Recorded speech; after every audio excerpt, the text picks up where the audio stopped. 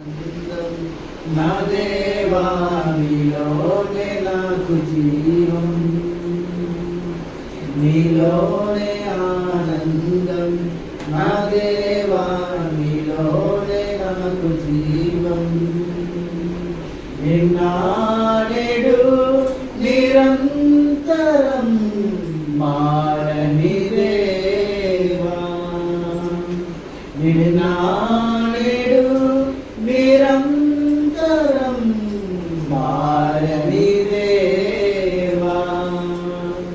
ఈ లోకమంతా నేను వెదకిన నాకు లేదయ్యా ఎక్కడా ఆనందం, నీ సన్నిధిలో ఒక క్షణం గడిపిన నా హృదయం పొంగెను, నా హృదయం పొంగెను.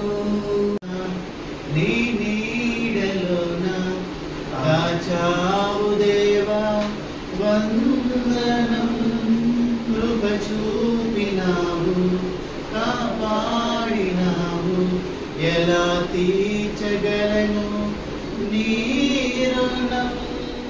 పాడన నీ కీర్తన, పొగడన వేణులన, పాడన నీ కీర్తన, పొగడన వేణులన. వందనం యేసయ్యా, గనుడవు నీవయ్యా. వందనం యేసయ్యా, గనుడవు నీవయ్యా. నా కృపా నవనూతనమైన కృపా, శాశ్వతమైన కృపా, బహున్నతమైన కృపా, నిరంతరం నాపై చూపిన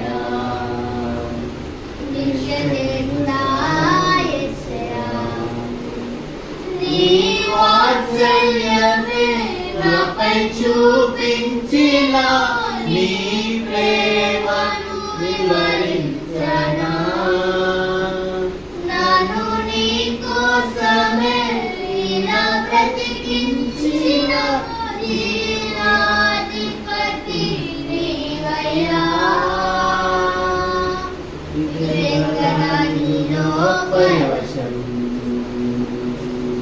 మరువలేని తీయని జ్ఞాపకం. స్తుతి మహిమ ప్రభావము నీకేనయా.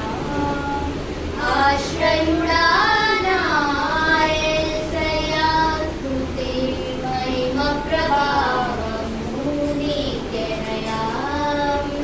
విశ్వవిజేతవు సత్య విధాతవు, నా మహిమకు ఆధారము నీవు.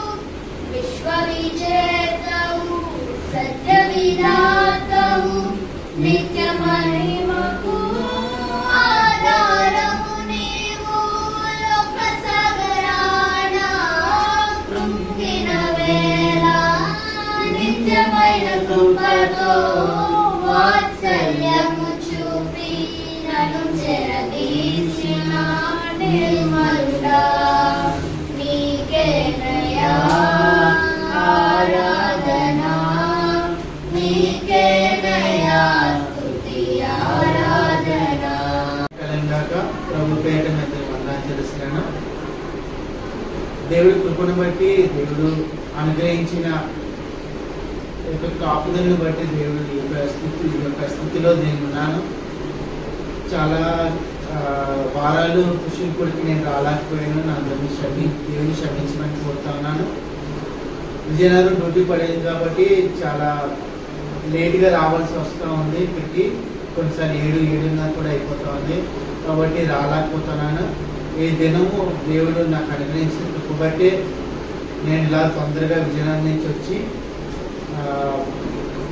దేవుని సన్నిధికి పురుషుల కొడుకులు అటెండ్ అవ్వడానికి దేవుడు ఇచ్చిన గొప్పటి దేవుడిగా ఉన్నావయ్యా, నాకు దిగులేలా నా యేసయ్యా, నీవు నాలోనే ఉన్నావయ్యా, నాకు భయమేలా నా యేసయ్యా, నీవు నాలోనే ఉన్నావయ్యా, నాకు దిగులేలా నా యేసయ్యా, నాకు భయమేలా, నాకు దిగులేలా, నాకు చింతేలా, నాకు బీరే అభిషేకం సర్వజనుల కోసం రోదకాల దినములిని ధన్యుని ఆత్మతో నింపుమా, మండే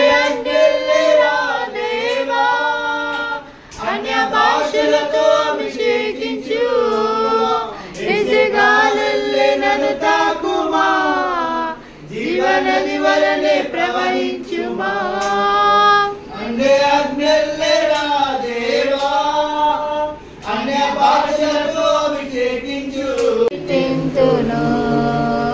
నీవు నా పక్షమై నన్ను దీవించగా, నీవు నా తోడువై నన్ను నడిపించగా, నీవు నా పక్షమై నన్ను దీవించగా, నీవు నా తోడువై నన్ను నడిపించగా, జీవింతును నీ కోసమే ఆశ్రయమైన నా యేసయ్యా.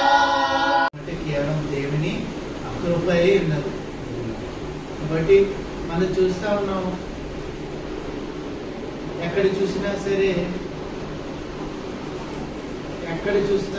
రోడ్ యాక్సిడెంట్స్ అవుతా ఉన్నాయి, ఎక్కడ చూసినా సరే మరణాలు, ఎక్కడ చూసినా సరే అనారోగ్యంతో చాలా మంది బాధపడి హాస్పిటల్ పాలై,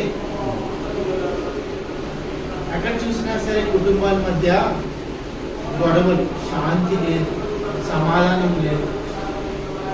ఎక్కడ చూసినా సాతాను కుటుంబాల్లో సమాధానం ఉంచట్లేదు.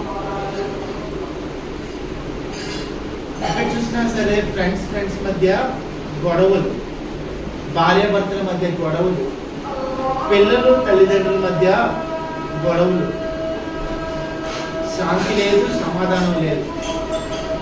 సాతాను ఎన్నో విధాలుగా మనుషుల్ని శోధిస్తా ఉన్నాడు.